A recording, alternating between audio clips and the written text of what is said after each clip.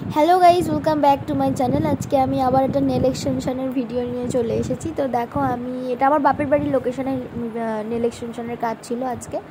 তো আমি কালকে বাড়ি এসেছিলাম, এসে তারপরে আজকে সকালে আমি যাচ্ছি অটোতে করে। তো আমি বেরিয়ে পড়েছিলাম, আর অনেকটাই দূরে ছিল।